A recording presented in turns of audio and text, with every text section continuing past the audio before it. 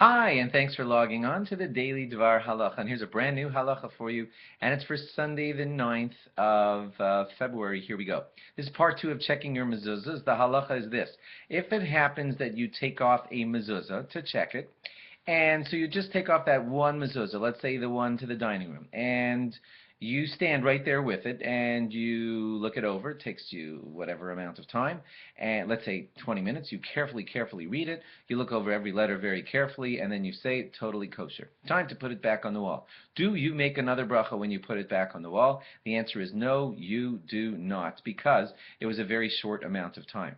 If you take off the mezuzahs, let's say overnight, or for a few hours, there are some poskim, just some, who say that because they were off of the wall for that long, then a new bracha would be required when putting them back on the wall, but not all rabbis agree with that. I'm going to suggest that you discuss that with your rabbi, your posek, to know exactly what he suggests you do if you think your mezuzahs will be down for a few hours. Some say it does require a bracha, and some say it does not. Your posek should decide that for you.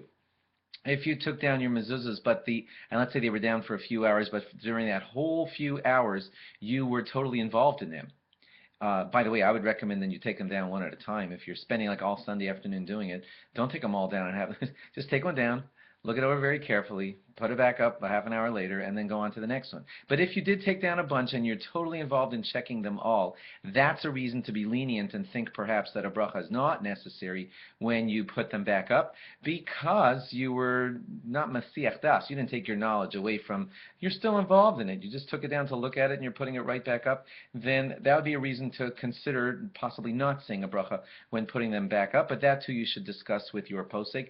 And lastly, if you're putting them all back up together, one bracha is said for the putting up of all of the mezuzahs, not a bracha on every single mezuzah. Thanks for logging on, and log on again tomorrow for more. Bye-bye.